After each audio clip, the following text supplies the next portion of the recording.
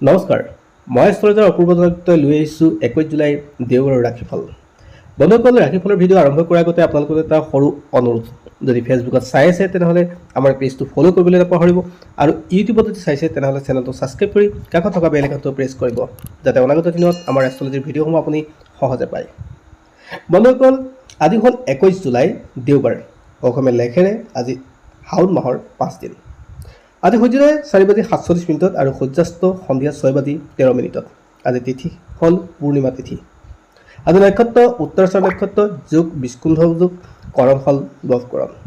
আৰু আজি যদি কোনো শিশুৰ জন্ম হয় তেওঁ ৰাশি হ'ব ধনু ৰাশি আৰু আদ্য ঋতু হ'লে আজি হ'ব শুভগা যোগ। বন্ধুসকল, এতিয়া আহিছোঁ ৰাশিফলৰ মূল ভিডিঅ'লৈ। যদি আপোনাৰ মেঘ ৰাশি তেনেহ'লে আজি আপোনাৰ কাৰণে বৰ এটা ঠিক নাথাকে। আপুনি দুই কুল ৰক্ষা কৰি কাম কৰিব লাগিব, মনৰ এলাহ ভাৱ আপুনি ত্যাগ কৰিব লাগিব আৰু আপোনাৰ স্বাস্থ্যৰ ক্ষেত্ৰত আপুনি সজাগ হ'ব লাগিব। নতুন কাম আপুনি আৰম্ভ নকৰিব। যদি আপোনাৰ বিষ ৰাশি তেনেহ'লে আজি আপোনাৰ কষ্ট বেছি হ'ব, স্বাস্থ্যৰ ক্ষেত্ৰত আপুনি ধ্যান দিব লাগিব। আপোনাৰ বুকুৰ বিষ ৰক্তচাপৰ পৰিমাণ আপোনাৰ বৃদ্ধি পাব, গতিকে আজি অলপ সাৱধান হ'ব। আৰ্থিক দিশটোৰ ক্ষেত্ৰতো আপুনি অলপ সাৱধান হ'ব, কাৰণ বিনা পৰামৰ্শত বা কোনো ভাল পৰামৰ্শ অবিহনে আপুনি ক'তো পইচা ইনভেষ্ট নকৰিব, অন্যথা আপোনাৰ লোকচান হোৱাৰ সম্ভাৱনা আছে আৰু নতুন কাম আপুনি আৰম্ভ নকৰিব। যদি আপোনাৰ মিথুন ৰাশি তেনেহ'লে আজি আপুনি মান সন্মান পাব, অৰ্থাৎ আপোনাৰ লাভৰ দিন। ছাত্ৰ ছাত্ৰীসকলৰ আজি সুনাম বৃদ্ধি পাব, তেওঁলোকৰ ক্ষেত্ৰতো বিভিন্ন ক্ষেত্ৰত লাভ হ'ব আৰু পাৰিবাৰিক শান্তিও আপোনাৰ আজি ভাল হ'ব, অৰ্থাৎ আপুনি নতুন কামো আৰম্ভণি কৰিব পাৰে। যদি আপোনাৰ কৰ্কট ৰাশি, আপুনি আন মানুহৰ সহায় পাব আজি আপোনাৰ স্বাস্থ্যৰ উন্নত থাকিব, ব্যৱসায় বাণিজ্যৰ ঠিক থাকিব আৰু যিসকল কৰ্মচাৰী চৰকাৰী হওক বেচৰকাৰী হওক সকলো পদোন্নতিৰ যুগৰ সৃষ্টি হ'ব আজি, গতিকে আজিৰ দিনটো আপোনাৰ কাৰণে ভাল দিন। যদি আপোনাৰ সিংহ ৰাশি তেনেহ'লে আজিৰ দিনটো আপোনাৰ কাৰণে পৰম ভাল দিন, অৰ্থাৎ পৰম সৌভাগ্যৰ দিন।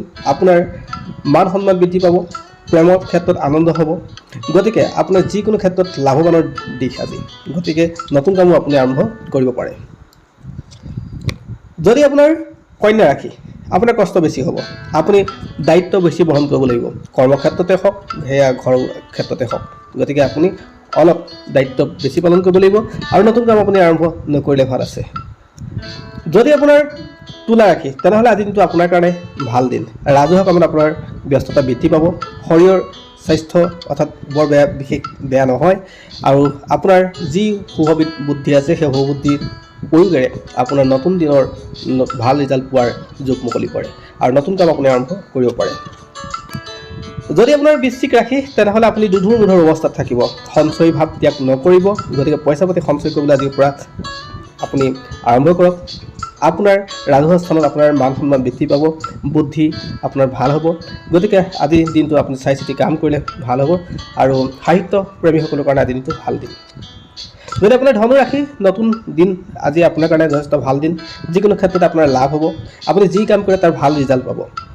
আজি পৰীক্ষাত কৃতকাৰ্য হোৱাৰ দিন ছাত্ৰ ছাত্ৰীসকলৰ কাৰণে আৰু যিকোনো বাধা বিঘিনি অতিক্ৰম কৰি আপোনাৰ সফল হোৱাৰ দিন, গতিকে নতুন কামো আপুনি আৰম্ভ কৰিব পাৰে। যদি আপোনাৰ মকৰ ৰাশি, জ্যেষ্ঠজনৰ আপুনি পৰামৰ্শ ল'বলৈ যত্ন কৰিব, আপোনাৰ মানসিক ডিষ্টাৰ্ব খুব বেছি হ'ব, বন্ধুৰ দ্বাৰা ক্ষতি হোৱাৰ সম্ভাৱনা থাকে, গতিকে কিছু ক্ষেত্ৰত সাৱধান হ'ব আৰু বিশেষকৈ পইচা ইনভেষ্ট কৰাৰ ক্ষেত্ৰত আপুনি অলপ সাৱধান হ'লে ভাল।